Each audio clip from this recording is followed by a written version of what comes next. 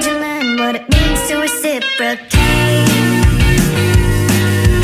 How much can I be expected to tolerate? Assalamualaikum warahmatullahi wabarakatuh. Apa kabarnya teman-teman sekalian? Saya Fadilham Fatayillah, kelas 12 JA dari SMKN 1 Cimahi. Pada kesempatan kali ini, saya akan mendemonstrasikan program yang saya buat pada bahasa pemrograman Python untuk perhitungan rumus matematika dasar. Nah, sebelumnya intermezzo terlebih dahulu, Python itu sendiri merupakan bahasa pemrograman tingkat tinggi yang mana pada bahasa pemrograman tingkat tinggi ini lebih mudah untuk digunakan karena sintaks dan juga perintah-perintahnya itu berasal dari bahasa manusia seperti if, else, atau while. Python itu sendiri biasanya digunakan untuk menganalisa data, pembuatan machine learning, dan juga pengembangan artificial intelligence. Yang mana pada ilmu-ilmu tersebut, statistika dan juga matematika itu sangat penting.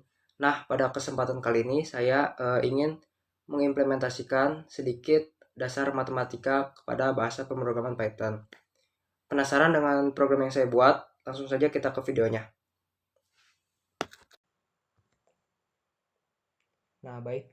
Berikut merupakan codingan yang saya buat untuk perhitungan rumus matematika dasar. Di sini saya menggunakan software Visual Studio Code sebagai text editor. Nah, untuk rumusnya sendiri, nantinya user dapat menggunakan beberapa rumus untuk perhitungan matematika. Pertama, untuk menghitung kecepatan, untuk menghitung jarak, untuk menghitung waktu, untuk menghitung volume tabung, untuk menghitung volume balok, dan juga untuk menghitung volume bola.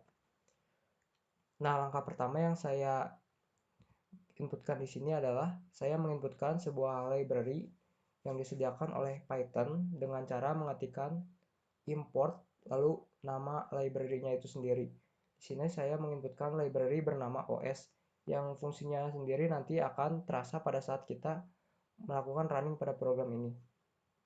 Nah, setelah menginputkan library, di sini saya membuat beberapa function yang tujuannya adalah untuk mengklasifikasikan perhitungan ataupun rumus yang nantinya bisa digunakan oleh user. Di sini saya membuat function sesuai dengan rumus yang bisa digunakan, yakni sebanyak 6 function. Pertama, function hitung kecepatan, lalu hitung jarak, hitung waktu, volume tabung, volume balok, dan juga volume bola. Nah, untuk mendeklarasikan function itu sendiri, gunakan perintah def. Di sini saya akan menjelaskan beberapa function. Yang pertama, saya akan menjelaskan function hitung kecepatan. Nah, di dalam function hitung kecepatan itu sendiri ada beberapa script yang saya masukkan. Yang pertama, saya membuat sebuah outputan yang nantinya akan dikeluarkan kalimat hitung kecepatan ready yang mana menandakan perhitungan untuk kecepatan itu bisa digunakan. Lalu saya membuat dua buah variabel yang harus diinputkan oleh user, yakni variabel jarak dan juga variabel waktu. Nah, user sendiri bisa menginputkan variabel ini dengan tipe data float, yang artinya bisa menggunakan bilangan bulat ataupun bilangan desimal, sehingga user bisa lebih fleksibel dalam melakukan perhitungan kecepatan. Untuk bungkusannya sendiri dari rumus perhitungan kecepatan, di sini saya membuat sebuah variabel dengan nama hasil kecepatan. Untuk rumus kecepatan sendiri yakni jarak dibagi waktu. Nantinya inputan jarak dan juga waktu yang diinputkan oleh user akan diproses pada variabel hasil kecepatan. Selanjutnya, untuk keluarannya sendiri, di sini saya menggunakan perintah print. Lalu saya mengetikkan kecepatan, variabel hasil kecepatan. Nah, nantinya keluarannya itu sendiri akan berupa hasil perhitungan dari kecepatan, yang mana hasil perhitungan kecepatan itu sendiri adalah jarak dibagi waktu. Selanjutnya di sini saya mungkin akan menjelaskan function pada volume tabung. Nah, di dalam function volume tabung ini kurang lebih sama seperti function pada perhitungan kecepatan. Yang pertama, saya membuat keluaran dengan kalimat hitung volume tabung ready, yang artinya perhitungan volume tabung bisa digunakan. Nah, selanjutnya saya membuat variabel R yang mana nantinya user diharuskan untuk menginputkan sebuah angka dengan tipe data float atau bisa bilangan bulat, bisa bilangan desimal. Selanjutnya, saya juga membuat tipe data tinggi. Karena selain menginputkan jari-jari, user juga diharuskan menginputkan tinggi agar perhitungan volume tabung itu dapat dilakukan. Nah, untuk variabel tinggi sendiri sama seperti variabel R, bisa menggunakan tipe data float. Lalu untuk rumusnya sendiri saya membuat variabel dengan nama volume tabung sebagai bungkusan dari rumusnya volume tabung itu sendiri. Rumus volume tabung itu antara lain V dikali, nah icon bintang seperti ini artinya dikali. Lalu icon bintang 2 seperti ini artinya adalah pangkat. Jadi Pi yang mana 3,14 dikali R pangkat 2 dikali tinggi. R ini merupakan jari-jari. Lalu hasil dari perhitungan tersebut akan dikeluarkan dengan menggunakan perintah print.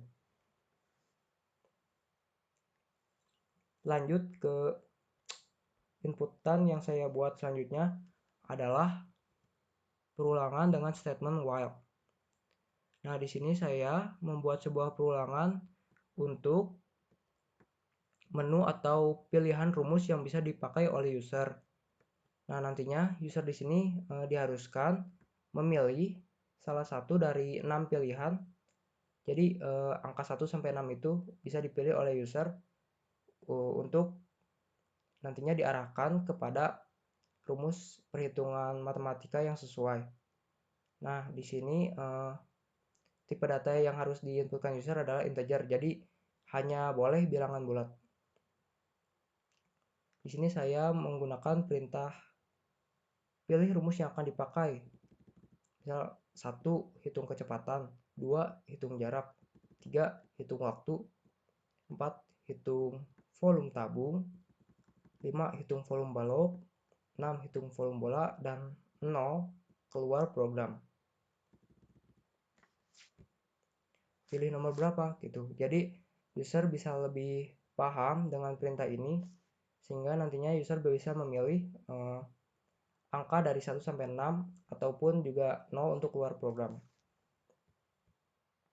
Nah, saya juga membuat percabangan dengan statement if dan juga else if. Di sini saya menggunakan percabangan untuk mendeklarasikan angka ke dalam function yang sesuai. Misalnya apabila user menginputkan angka 1, maka akan diarahkan ke function untuk menghitung kecepatan.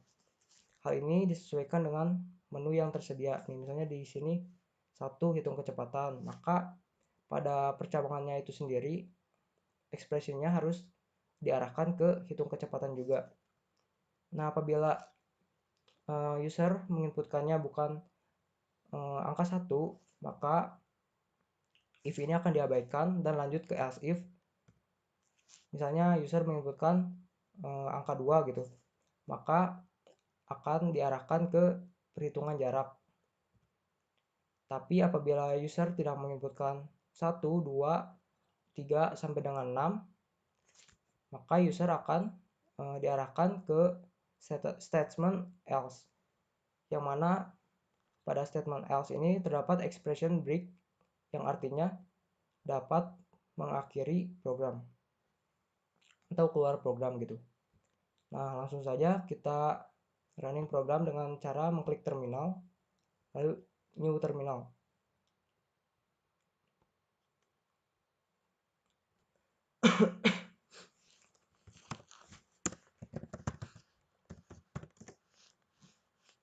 Nah, pertama yang akan keluar adalah pilihan menu seperti ini, atau pilihan rumus yang bisa dipakai user. Misalnya di sini saya menginputkan angka 1, hitung kecepatan. Nah, maka pilihan rumus tadi akan menghilang ataupun akan bersih gitu ya, karena saya menginputkan library bernama OS tadi gitu. Apabila saya tidak menginputkan library OS tadi, maka pilihan rumus itu akan tertumpuk ke atas gitu.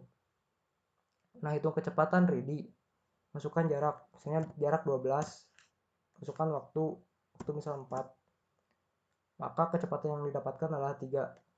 Nah, fungsi loopingnya di sini juga akan berfungsi sehingga pilihan menu atau pilihan rumus bisa digunakan kembali. Misalnya di sini saya menggunakan atau menginputkan angka 2. Nah, hitung jarak ready, yang mana perhitungan jarak bisa digunakan. Masukkan kecepatan, misalnya kecepatannya ada 18, waktunya 7. Maka jarak yang dihasilkan adalah 126. Loopingnya pun akan tetap berjalan. Lalu misal saya menginputkan angka 3. Hitung waktu ready, masukkan jarak. Jaraknya misalnya 19, kecepatan 20. Nah, waktu yang dihasilkan adalah 0,95. Nah, apabila kita menginputkan angka 4, maka hitung volume tabung ready, yang artinya perhitungan volume tabung bisa digunakan. Masukkan jari-jari, misalnya jari-jari 12, tinggi 4. Volume tabungnya 1808,64. Loopingnya pun masih akan tetap berjalan. Lalu saya menginputkan angka 5 untuk menghitung volume balok. Masukkan panjang 12, lebar 13, tinggi 15 misal. Nah, volume baloknya adalah 2340. Selanjutnya, terakhir untuk menghitung volume bola. Inputkan angka 6. Masukkan jari-jari. Jari-jarinya 25.